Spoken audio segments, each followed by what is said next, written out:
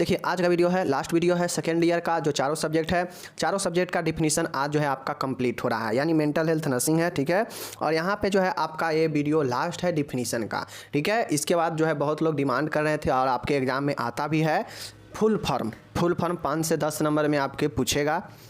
तो ये सप्ताह भर रविवार तक जो है आपके फुल फॉर्म का जो है हम ला देंगे, ठीक है। इस फुल फॉर्म में आप लोग देखिएगा, समझ लीजिएगा कि फुल फॉर्म कितना ज़बरदस्त, अगर एग्जाम में 5-10 नंबर आएगा तो छूटेगा नहीं, ठीक है। बाकी यहाँ पे आप लोग देखिए, आज मेंटल हेल्थ नर्सिंग का जो एक पार्ट रह गया है डिफिनीशन वाला, उसको हम लोग कर लेते हैं, ठीक है। चलिए देखिए यहाँ पे पर्सनालिटी है, तो पर्सनालिटी जो है, देखिए पर्सनालिटी से आपका शॉर्ट क्वेश्चन भी बनता है 5 नंबर में भी, ठीक है, और डिफिनीशन भी पूछेगा, ठीक है। पर्सनालिटी आपके फर्स्ट ईयर में भी पढ़ना था, इसलिए पर्सनालिटी को हम जो है यहाँ सेकेंड ईयर में नहीं कराए हैं, क्योंकि फर्स्ट ईयर में जो पढ़ना है उसको सेकेंड ईयर में हम क्या पढ़ाएं, ठीक है। तो आप लोग समझ लीजिए। बाकी आप लोग जो पर्सनालिटी का वीडियो नहीं देखे हैं, फर्स्ट ईयर में हम पढ़ाए हैं, जाकर देख लीजिए, ठीक है। चलिए शुरू करते हैं। व्यक्तित्व व्यक्ति के मनोदैहिक गुणों को गत्यात्मक संगठन है जो व्यक्ति के वातावरण के प्रति अपूर्व समायोजन की निर्धारित करता है। देखिए व्यक्तित्व जो होता है व्यक्ति के चरित्र को, व्यक्ति के व्यवहार को, व्यक्ति के गुणों को, व्यक्ति के पहनावा ओढ़ावा वेशभूषा को दर्शाता है, ठीक है। व्यक्ति के समायोजन को, स्थिति को दर्शाता है, और वही जो है व्यक्तित्व होता है, समझ गए। तो ये जो है आपका व्यक्तित्व हो गया, ठीक है। भ्रांतियाँ, एलूजन क्या होता है, तो देखिए एलूजन कहे या आपका डेलूजन का है, बात वही होता है भ्रांति, जिसको भ्रम बोलते हैं।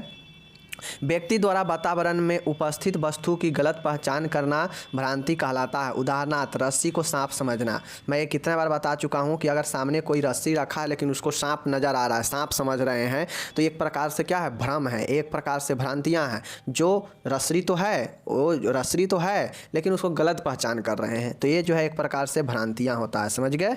चलिए स्मृति लोप, एमनेसिया क्या होता है, याददाश्त में परिवर्तन के कारण पिछली घटनाओं को दोहराने में होने वाले असमर्थता को स्मृति लोप कहते हैं। एमनेसिया मतलब स्मृति लोप होते हैं पूर्व के घटनाओं को या पूर्व के बातों को याद करने में असमर्थ होना, समझ गए ना। मतलब जैसे पहले हमारे कोई चीज़ है दिमाग में पहले से, लेकिन अभी उसको हम दिमाग में लाने का प्रयास कर रहे हैं लेकिन नहीं आ रहा है। मतलब क्या है कि हमारे दिमाग से वो चीज़ें आउट हो चुका है, यानी स्मृति मेमोरी का वो लॉस हो चुका है, ठीक है। तो यही चीज़ है स्मृति लूप, समझ गए।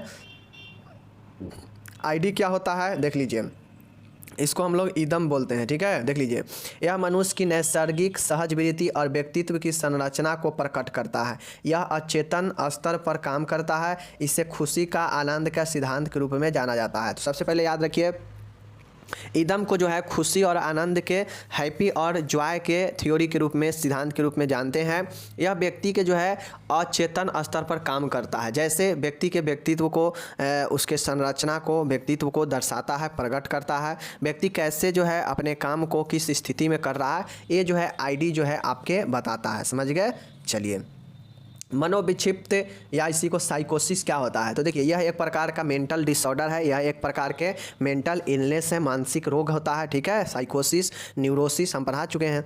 व्यक्ति के भावनात्मक मस्तिष्क में उत्पन्न विकारों को साइकोसिस कहते हैं। इसमें सामाजिक संबंध प्रभावित होता है, वह विचार में अनियमितता पाई जाती है। किसी को अगर साइकोसिस होता है, जैसे सिजोफ्रेनिया, जैसे डिप्रेशन, जैसे एंजाइटी, तो ये सब जो होता है, यह सब जो है आपका क्या है, यह सब एक प्रकार के साइकोसिस है, जिसमें व्यक्ति के मन का भाव प्रभावित होता है, समझ गए ना। भावनात्मक प्रॉब्लम होता है, जिसमें वो अपने समाज से जो है संबंध प्रभावित होता है, संबंध जो है टूटने लगता है, सब खराब होने लगता है, और थॉट प्रोसेस में, थिंकिंग में अनियमितता आ जाता है, वही साइकोसिस होता है, समझ गए। और न्यूरोसिस क्या होता है, तो न्यूरोसिस जो होता है उसमें जो है व्यक्ति का भावनात्मक चीज़ें प्रभावित नहीं होता है, सामाजिक संबंध बना रहता है। और न्यूरोसिस में जो होता है वह जो है मध्यम से लेके, न्यूरोसिस वाला जो होता है वह हल्का से लेके मध्यम स्तर तक के होता है, लेकिन ये जो साइकोसिस होता है यह खतरनाक भी हो सकता है, समझ गए, और मिल्ड भी हो सकता है, समझ गए। चलिए तनाव क्या होता है? तनाव एक चिंता उत्पन्न करने वाली अवस्था है। तनाव क्या है? स्ट्रेस से ही जो है एंजाइटी उत्पन्न होता है। जैसे ही किसी के मन में तनाव उत्पन्न होगा, तो जैसे उसको तनाव उत्पन्न होगा तो उसके अंदर जो है धीरे धीरे यह तनाव कुछ समय तक बना रहेगा, तो उसके अंदर एंजाइटी आने लगेगा, चिंता आने लगेगा, ठीक है। जिसकी उत्पत्ति व्यक्ति के जीवन में उसकी सामंजस्य एडजस्टमेंट क्षमताओं से ज़्यादा जिम्मेदारियों व घटना का कारण बनती है। तनाव एक मानसिक स्थिति है जिसे व्यक्ति किसी बाह्य या आंतरिक खतरा होने का महसूस करता है, ठीक है। देखिए, तनाव में व्यक्ति कब आता है? तो जब उसे अपने कोई भी कामों में सामंजस्य नहीं बैठ पाता है, बार बार जो है असफलता होना, जिससे व्यक्ति जो है बहुत ज़्यादा तनाव में आता है, और तनाव में आने के साथ साथ व्यक्ति जो है बहुत ज़्यादा चिंता में चला जाता है, और ये चिंता जो है व्यक्ति को बहुत ज़्यादा जो है खतरा महसूस कराने लगता है, और वही जो है तनाव स्ट्रेस होता है। समझ गए? ये सारा चीज़ें जो है सामंजस्य क्षमताओं में गड़बड़ी होने से होता है, मतलब एडजस्टमेंट नहीं बनाने के कारण जो है उसके घटनाओं का कारण बनता है तनाव। समझ गए? चलिए, अंतर्दृष्टि इंसाइट क्या होता है? व्यक्ति की अपनी मानसिक स्थिति के प्रति दृष्टिकोण अंतर्दृष्टि कहलाता है। मतलब अंतर्दृष्टि मतलब व्यक्ति अपने मानसिक स्थितियों के प्रति अपने खुद को अवलोकन करना ही जो है क्या कहलाता है? दृष्टि को इंसाइट दृष्टि का अंतर्दृष्टि कहलाता है। समझ गए? चलिए, अहम क्या होता है? ईगो वास्तविकता के सिद्धांत के अनुसार कार्य करता है। अब देखिए, जिस प्रकार से ईदम जो था वह खुशी और आनंद के सिद्धांत पर काम करता है, तो ईगो जो है, अहम जो है, यह वास्तविकता के सिद्धांत पर कार्य करता है, ठीक है। यह आईडी एवं सुपर ईगो के बीच मध्यस्थता का कार्य करता है, मतलब दोनों के बीच जो है मिलाने का काम करता है। कौन? ईगो। ईगो जो है ईदम और सुपर ईगो के बीच कार्य करता है, ठीक है। ईगो वास्तविकता को अलग करता है, वह हमारी सोच एवं समझ को व्यवस्थित करता है, ठीक है। ईगो क्या करता है कि वास्तविकता को अलग करता है, चूंकि यह वास्तविकता के सिद्धांत पर ही कार्य करता है, और वास्तविकता को अलग करता है तो हमारी सोच और समझ को भी व्यवस्थित करता है। समझ गए? चलिए, नेक्स्ट है मोनोफोबिया क्या होता है? किसी व्यक्ति में अकेले रहने से लगने वाले डर को मोनोफोबिया कहते हैं। मोनोफोबिया का मतलब होता है कि कोई व्यक्ति को अकेलापन से डर लगे तो उसे जो है मोनोफोबिया कहते हैं। समझ गए? पैरानोइया क्या होता है? पैरानोइया क्या होता है? तो यह एक ऐसी मानसिक अवस्था है जिसमें व्यक्ति स्वयं को सर्वश्रेष्ठ योग्यता से युक्त समझता है। इसका लक्षण अस्थायी व अचल भ्रांतिपूर्ण प्रणाली के साथ चित्त विक्षेपी विकार का धीमा विकास है। समझ गए? देखिए, पैरानोइया क्या होता है? तो पैरानोइया जिसको होता है ना, उसको लगता है कि सबसे ज़्यादा पावरफुल, सबसे ज़्यादा विद्वान हम ही हैं, सबसे योग्यतापूर्ण हम ही हैं, ठीक है ना। उसको उसमें जो है ये लक्षण अस्थायी तौर पे और एक भ्रम के अनुसार जो है दिखता है। उसको ये इस प्रकार से भ्रम ही रहता है कि हम सबसे बड़ा योग्यतावान है, सबसे बड़ा हम विद्वान हैं। तो यही जो है आपका पैरानोइया होता है। समझ गए? खुद को, स्वयं को सर्वश्रेष्ठ योग्यता युक्त समझना। समझ गए? यही पैरानोइया होता है। ओके, चलिए, पैरासोमनियास क्या होता है? पैरासोमनियास क्या होता है? देख लीजिए, पैरासोमनियास नींद संबंधी विकार है। इसमें नींद में चलना, नींद में बोलना, भयानक सपने देखना आदि सम्मिलित है, ठीक है। पैरासोमनियास क्या होता है? तो पैरासोमनियास एक नींद संबंधी बीमारी है जो नींद में चलने, नींद में बोलने और भयानक सपने देखने आदि से संबंधित है। तो आपसे पूछेगा कि पैरासोमनियास क्या होता है, तो बता दीजिएगा कि पैरासोमनियास नींद से संबंधी बीमारी है जिसमें व्यक्ति नींद में चलता है, नींद में बोलता है और भयानक सपने देखता है नींद में ही, ठीक है। तो ये पैरासोमनियास होता है। ऑटिज्म क्या होता है? ऑटिज्म एक प्रकार की मानसिक अस्वस्थता है। मतलब ऑटिज्म क्या है? तो ऑटिज्म एक प्रकार के मानसिक प्रॉब्लम है, ठीक है। यह बाल अवस्था में ही प्रारंभ होती है। दूसरों से संप्रेषण करने व संबंध बनाने में बाधा उत्पन्न होता है, ठीक है। ऑटिज्म किसी में अगर होता है तो यह चूँकि मानसिक अस्वस्थता है, मेंटल इलनेस है, तो ये मेंटल इलनेस होता है तो यह बाल अवस्था से ही, बच्चे से ही प्रारंभ होता है। अब इसमें जो है एक दूसरे से संबंध बनाने में, एक दूसरे से संप्रेषण यानी बात करने में, समझ गए, ये जो है बाधा उत्पन्न होता है। मतलब जो व्यक्ति बच्चा होता है या धीरे धीरे वो सियाना होगा तो उसको जो है दूसरे के साथ कैसे बात बिहेव करना है, कैसे किसके साथ जो है किस प्रकार से जो है बातें चीतें संप्रेषण करना है, कैसे संबंध बनाना है, इस चीज़ का जो है इसमें बाधा उत्पन्न होने लगता है। यही ऑटिज्म होता है, ठीक है। चलिए, मतलब ऑटिज्म में उसका जो मानसिक संतुलन है ना वो बाधित हो जाता है। समझ गए? सीधा है, समझिए। सलाद क्या होता है, यहाँ पे देख लीजिए सलाद क्या होता है, देख लीजिए। रोगी की ऐसी अवस्था जिसमें वह कुछ ऐसे शब्दों व वाक्यों का प्रयोग करता है जिनके अर्थ स्पष्ट नहीं होते हैं। ठीक है, देखिए सलाद क्या होता है, तो सलाद एक ऐसे ये रोगी के द्वारा जो है उपयोग किया जाने वाला एक ऐसी शब्द रचना होता है, ऐसी वाक्य रचना होता है जिसका कोई अर्थ स्पष्ट नहीं होता है। व्यक्ति खुद से जो है ऐसा वाक्य और ऐसा शब्द बना लेगा जो है एक सलाद कहलाता है, जिसका कोई अर्थ स्पष्ट नहीं होता। जैसे देखिएगा बहुत सारे पागल व्यक्ति सब या जो मेंटली रूप से प्रॉब्लम वाला व्यक्ति होगा तो उसको देखते होइएगा आप लोग क्या करता है कि उसके अंदर जो है देखते होइएगा हमेशा वो नए नए चीज़ों को क्रिएट करता रहेगा, लेकिन क्रिएट तो नए नए चीज़ों का करेगा बट वो चीज़ का कोई जो है स्पष्ट जो है मीनिंग नहीं होता है, कुछ भी बना देगा। समझ गए ना, तो वही सलाद होता है। समझ गए। नींद में चलना यानी सोमनाबुलिज्म क्या होता है। ठीक है, यह नींद संबंधी विकार है। इसमें व्यक्ति नींद की अवस्था में चलने लगता है और जागने पर टकटकी लगाकर देखता है। वह प्रातः काल घटना के संबंध में उसे कुछ याद नहीं रहता है। ठीक है, नींद में चलना सोमनाबुलिज्म होता है। नींद में चलना यह एक क्या है, नींद संबंधी विकार है जिसमें कोई व्यक्ति जो है नींद के अवस्था में जो है चलने लगता है। ठीक है, और जब जागता है तो वह टकटकी लगाकर देखने लगता है। ठीक है, कि हम कहाँ चल रहे थे, क्या है, ये है विभिन्न तरीके के। वह जब सुबह होता है तो उसको जो है घटना के बारे में कुछ याद नहीं रहता है कि हम जो है सोते समय कहाँ कहाँ जा रहे थे, कहाँ कहाँ चल रहे थे। ठीक है, तो यह सोने से संबंधित बीमारी है सोमनाबुलिज्म। समझ गए। इकोलेलिया क्या होता है, शब्द का अनुकरण करना। अन्य व्यक्तियों द्वारा कहे शब्दों व वाक्यों को पुनरावृत्ति हो शब्दानुकरण कहलाता है। इकोलेलिया होता है कि किसी के बातों को सुनकर उसके बातों को दोहराना, रिपीट करना जो है इकोलेलिया होता है। समझ गए। चलिए, मोमीग्रस्त वैक्सी फ्लेक्सिबिलिटी क्या होता है। इस अवस्था में शरीर बिना किसी परिवर्तन के एक निश्चित स्थिति में बना रहता है।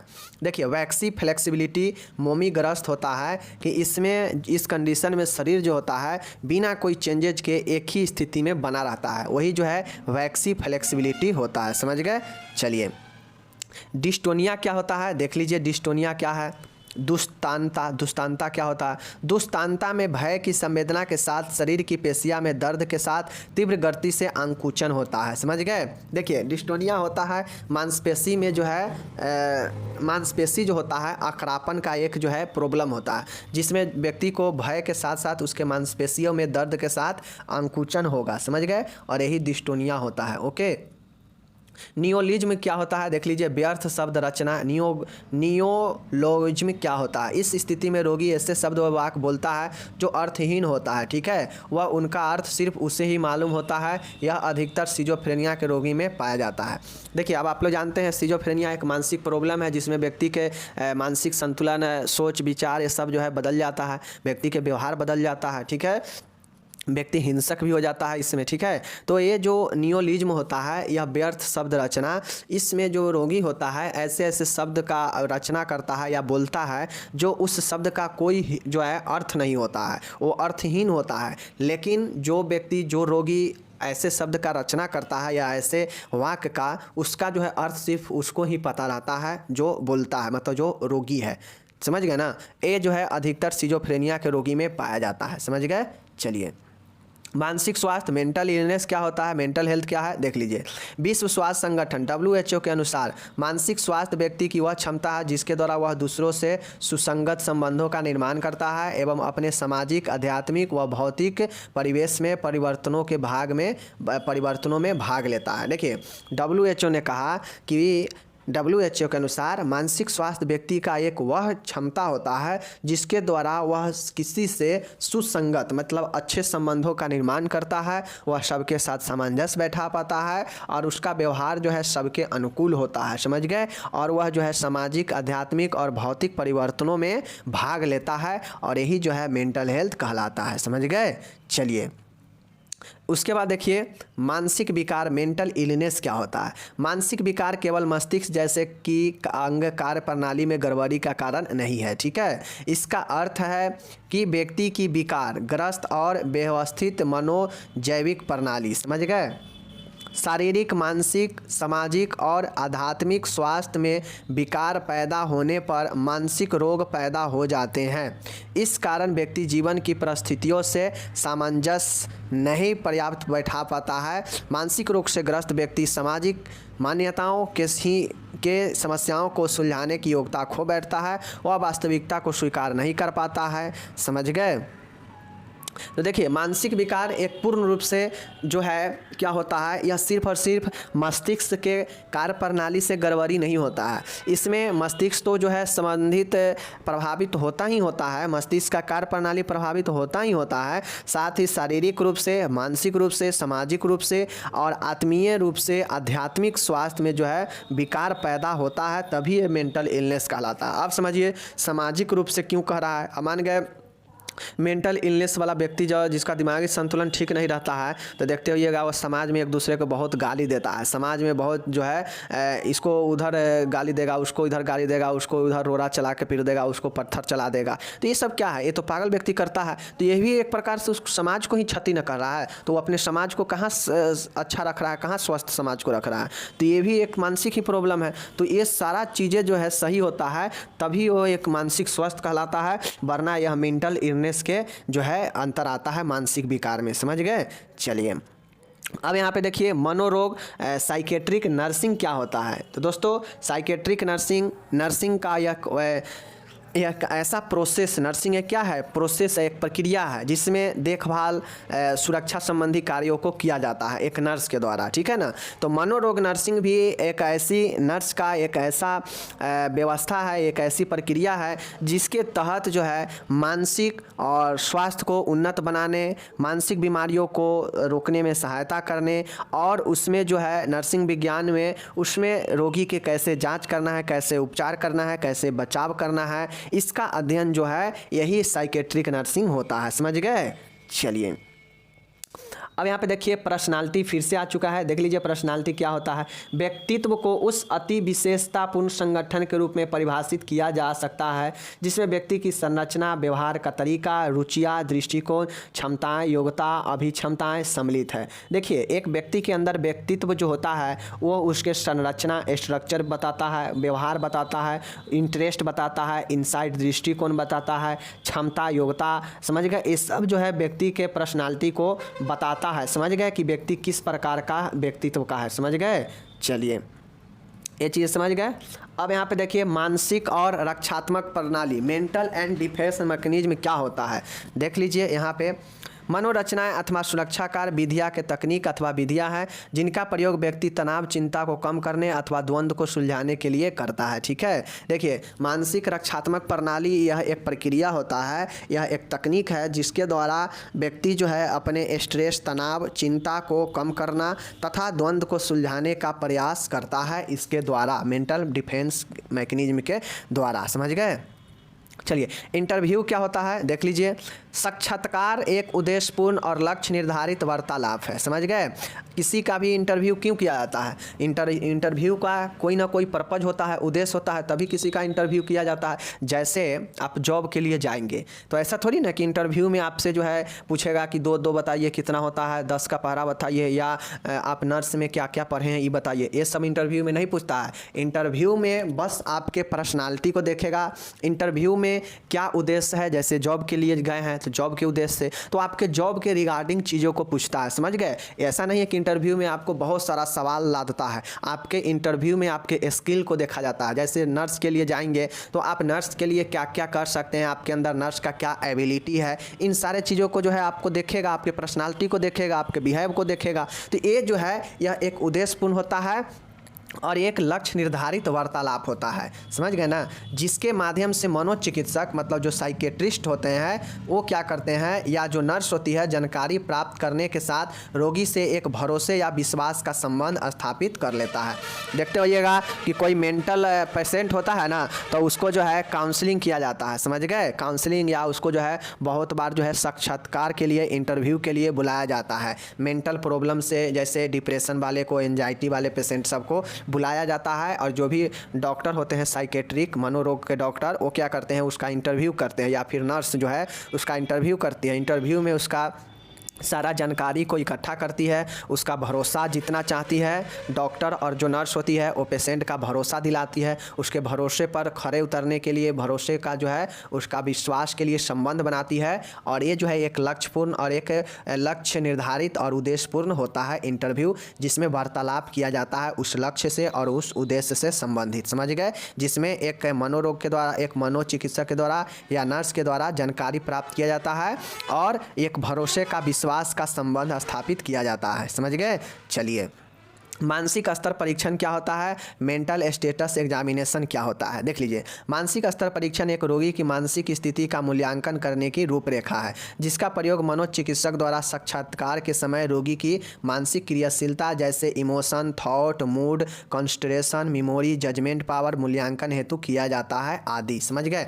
देखिए, मानसिक स्तर परीक्षण, अब देखिए ये नाम से स्पष्ट है, मानसिक स्तर परीक्षण मतलब मन के स्तर का परीक्षण। मतलब इसमें एक जो मनोरोग चिकित्सक होते हैं उनके द्वारा रोगी के मानसिक स्तर का स्थिति का मूल्यांकन करने के लिए उनका जो है परीक्षण किया जाता है, जिसका प्रयोग जो है मनोचिकित्सक साक्षात्कार में इंटरव्यू के द्वारा रोगी के मानसिक एक मेंटल एक्टिविटी को जानने के लिए किया जाता है। जैसे रोगी इमोशनली कितना है, थॉट कितना है, मूड कैसा है, उसका कंसंट्रेशन उसका कैसा है, एकाग्रता, उसका मेमोरी, जजमेंट पावर, ये सब कैसा है, और ये मूल्यांकन किया जाता है। और इंटरव्यू में इसी सब चीज़ों के द्वारा व्यक्ति के मेंटल का एग्जामिनेशन किया जाता है, समझ गए।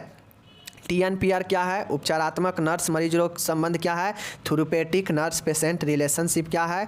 तो नर्स मरीज के संबंध देख लीजिए, नर्स मरीज संबंध नर्स एवं रोगी के बीच एक योजनाबद्ध उद्देश्यपूर्ण अंतरक्रिया की श्रृंखला का अंतिम परिणाम है। यह निश्चित समय अवधि के लिए होता है। इसमें अंतरक्रिया एक पूर्व निर्धारित स्थान पर होती है, इससे मरीज की सहायता हेतु स्थापित किया जाता है। देखिए, नर्स और मरीज संबंध होता यह है कि यह एक प्रक्रिया होता है, यह एक योजनाबद्ध, यह एक उद्देश्यपूर्ण होता है, और यह एक अंतर क्रिया मतलब उसके अंदर काम का एक अंतर जो है एक लास्ट जो है श्रृंखला होता है, समझ गए। जिसमें जो है एक निश्चित समय अवधि के लिए होता है ये संबंध, समझ गए। जिसमें पेशेंट को जो है एक निश्चित स्थान पर उसे सहायता करने के लिए, उसे देख रेख करने के लिए, समझ गए, ये चीज़ें संबंध स्थापित किया जाता है, समझ गए। चलिए, व्यर्थ शब्द रचना क्या है, नियोलिज्म क्या है। इस स्थिति में रोगी ऐसे शब्द या वाक्य बोलता है जो अर्थहीन होता है, वह उनका जो है अर्थ सिर्फ उन्हें ही मालूम होता है। यह अधिकतर सिजोफ्रेनिया के रोगी में होता है। नियोलिज्म ऊपर भी बता चुके हैं, ओके। चलिए नेक्स्ट देखिए, क्रिया अनुकरण एक्सोपैरेक्सिया, किसी अन्य व्यक्ति द्वारा की गई गतिविधियों को दोहराना ही कार्यानुकरण कहलाता है। ऊपर था इकोलेलिया, जिसमें शब्द का अनुकरण था, किसी दूसरे व्यक्ति द्वारा बोले गए बातों को दोहराने जो है इकोलेलिया था, शब्द का अनुकरण, ठीक है। यहाँ पे है कार्यानुकरण मतलब कार्य के अनुकरण, एक्सोपैरेक्सिया। इसमें होता यह है कि किसी अन्य व्यक्ति द्वारा कोई काम किया गया है तो किसी दूसरे व्यक्ति द्वारा उसी काम को देखकर दोहराना जो है क्या होता है, कार्यानुकरण होता है, समझ गए। मन स्थिति मूड क्या होता है, तो व्यक्ति की मन की आंतरिक भावनात्मक स्थिति को मूड कहते हैं, ठीक है। अब नहीं कहता है इसका मूड गड़बड़ हो गया है, इसका मूड खराब है, इसका मूड जो है अभी बहुत पीड़ादायक है, मतलब उसका क्या है कि यह एक भावनात्मक स्थिति होता है। मूड क्या है, तो मूड एक जो है मन का आंतरिक एक इमोशनली सिचुएशन होता है जिसे हम लोग मूड कहते हैं, समझ गए। और व्यक्ति कहता है इसका मूड खराब है, इसका मूड जो है अभी बहुत हर्षोल्लासित है, समझ गए ना। नेक्स्ट देखिए, मन स्थिति विकार, मूड डिसऑर्डर क्या होता है, देख लीजिए। यह एक साइकोटिक डिसऑर्डर है। इसमें रोगी की मन स्थिति में असमान परिवर्तन होता है, मतलब जो मूड होता है उस मूड में डिसऑर्डर आ जाता है, मतलब मन के स्थिति में असमान परिवर्तन को ही से जो है मूड डिसऑर्डर कहते हैं। और यह एक साइकोटिक डिसऑर्डर है, मतलब यह एक क्या है, मनोविक्षिप्त विकार है, समझ गए। तो ये आपका आज यहाँ पे समाप्त हो गया। मेंटल हेल्थ नर्सिंग का जो है हम लोग जो है आज हम लोग देख चुके हैं, बहुत ही शानदार जितने भी था डिफिनीशन चारों सब्जेक्ट में देख चुके हैं। मैं यही कहूँगा कि आप लोग जो है प्रैक्टिस करने का प्रयास कीजिए, रिवाइज करते रहिए। जितने भी चारों सब्जेक्ट में वीडियो दे रहे हैं या पहले दे चुके हैं उसको रिवाइज करते रहिए। डेली 1-2 वीडियो का रिवाइज कीजिए, जिससे आपको जो है अंदर कॉन्फिडेंस जगेगा कि हाँ अगर अभी भी एग्ज़ाम हो जाएगा तो हम एग्ज़ाम में अच्छा कर सकते हैं। बाकी इतना सारा पढ़ने से कोई फ़ायदा नहीं होगा अगर आप रिवाइज नहीं करेंगे तो, ठीक है। रिवाइज नहीं करेंगे तो आपको सामने क्वेश्चन अगर हम दे देंगे तो पता ही नहीं चलेगा कि हाँ हम बना सकते हैं कि नहीं बना सकते हैं। तो इसलिए रिवाइज ज़रूरी है। बाकी मिलेंगे अगले वीडियो में अगले टॉपिक के साथ, तब तक धन्यवाद।